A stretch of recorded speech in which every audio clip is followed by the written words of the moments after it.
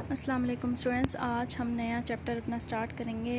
Introduction है जिसका sampling and sampling distribution. ठीक है, इस चैप्टर में सबसे पहले इसका आता है इंट्रोडक्शन। ठीक है, इंट्रोडक्शन में बहुत सी चीज़ें आपको सैम्पलिंग से रिलेटेड एक्सप्लेन की गई हैं कि सैम्पलिंग हमारे लिए किस तरह यूज़फुल है। ठीक है, तो सैम्पलिंग इस तरह होती है जैसे आप बाज़ार जाते हैं तो अगर आपने कुछ ख़रीदना है, फॉर एग्ज़ाम्पल आप दाल ख़रीदने गए हैं तो आपको ज़्यादा जिसमें ज़्यादा कचरा हो या ख़राब हो वो आपको नहीं लेनी होती, तो आप थोड़ी सी एक मुट्ठी में उठाते हैं और उसे चेक करते हैं कि ये कितनी बेहतरीन है।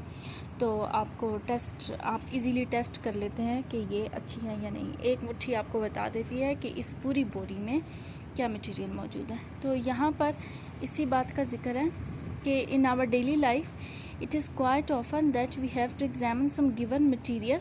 We examine fruit before we purchase it.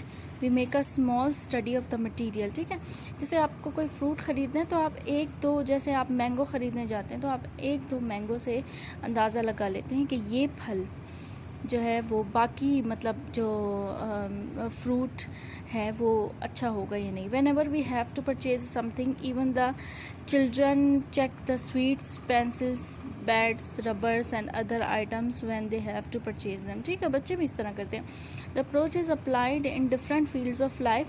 The products of the factories are inspected to ensure the desired quality of the products. ठीक है, जैसे कि किसी कंपनी ने बल्ब बनाए हैं तो वो बल्ब चेक करने के लिए कि ये कितने रिलायबल हैं, कितना अर्सा चलेंगे, वो उसमें से कुछ बल्ब इस्तेमाल करते हैं। ठीक है, उसे कुछ अर्सा चलाते हैं तो फिर उन्हें पता चल जाता है कि उनकी जो प्रोडक्शन है वो कितना अर्सा चल सकती है। कुछ 10 महीने चल जाते हैं, कुछ साल चलते हैं, कुछ 6 महीने चलते हैं, कुछ उसी वक्त फ्यूज़ हो जाते हैं। तो इस तरह बहुत सी एग्जांपल्स आपको अपने इर्द गिर्द नज़र आती हैं। ठीक है, तो जो भी इंस्पेक्शन आप लेते हैं उसे सैम्पलिंग कहते हैं। अभी पॉपुलेशन क्या होती है? the world population or statistical population is used for all the individuals or objects on which we have to make some study। ठीक है, पॉपुलेशन में आते हैं हर चीज़ जो आप स्टडी करना चाहते हैं। फॉर एग्ज़ाम्पल आपने अपनी पॉपुलेशन एक उठाई है जिसमें आपके पास जो डेटा है वो कुछ एक इलाके का डेटा। ठीक है, उसमें सारे जो है वो ओल्ड एज के जो लोग हैं वो शामिल है। ठीक है, ये आपके पास जो है वो अगर आपने ओल्ड एज का डेटा उस पूरी पॉपुलेशन में से उठाया एक एरिया में से, तो वो आपके पास सैंपल कहलाएगा। और पॉपुलेशन वो जो एरिया है वो पूरा, उसमें बच्चे, जवान, बूढ़े, हर किस्म के लोग आते हैं, वो आपके पास पॉपुलेशन कहलाएगी। ठीक है, we may be interested to know the quality of bulbs produced in a factory. ठीक है, जैसा कि मैंने आपको पहले भी बताया, the entire product of the factory in a certain period is called a population. बहुत सी पॉपुलेशन की डेफिनेशन दी हुई है। नीचे लिखा है all the children in the primary schools will make a population. The population में कंटेन लिविंग और नॉन लिविंग थिंग्स। ठीक है, दोनों इसमें आते हैं। The entire lot of anything under study is called population. ये सिंपल इसकी definition, the entire lot of anything under study is called population. ठीक है, उसके बाद आती है फाइनाइट पॉपुलेशन।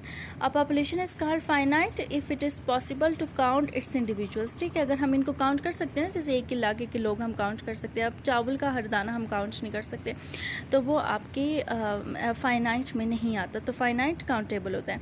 इट में also be called countable population the number of vehicles crossing a bridge every day. ठीक है, जितनी भी व्हीकल्स गुजर रही हैं उसे तो आप काउंट कर सकते हैं। The number of deaths per year and the number of words in a book are finite population. ठीक है, वर्ड्स आप गिन सकते हो।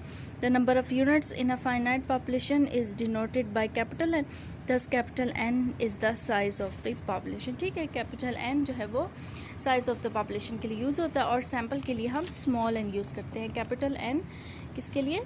पॉपुलेशन के लिए, और स्मॉल एन सैम्पल के लिए यूज़ होता है। इजीली आप इसका फ़र्क मालूम कर सकते हैं। नेक्स्ट है यहाँ पर आता है इनफाइनाइट पॉपुलेशन। ठीक है, इनफाइनाइट पॉपुलेशन में sometimes it is not possible to count the units contained in the population को आप काउंट नहीं कर सकते. Such a population is called infinite और अनकाउंटेबल. ठीक है. Let us suppose that we want to examine whether a coin is true or not. We shall toss it a very large number of times. ठीक है. हम एक large number of times coins को बार बार toss कर रहे हैं कि हमारे पास हेड आ जाए या टेल आ जाए या ट्रू वैल्यू आ जाए, तो वो उसमें इनफाइनाइट हो जाता है. मतलब आप लातादाद बार उसे काउंट कर रहे हैं. The population of germs in a body of the patient of malaria perhaps something which is uncountable. ठीक है. मलेरिया के जो जम्स होंगे, इसके अलावा मैंने चावल के दाने की आपको एग्जांपल दी, वो भी इनफाइनाइट पॉपुलेशन में होती हैं. Target and sampled population. ठीक है. एक टारगेट होती है और एक सैम्पल्ड पॉपुलेशन होती है. इन दोनों में फ़र्क क्या होता है? Suppose we have to make a study about the problems of the families living in rented houses in a certain big city. All the families living in rented houses is a target population. आपने एक target population बना ली कि जो rent के house हैं वो सारे आपके पास टारगेटेड हैं.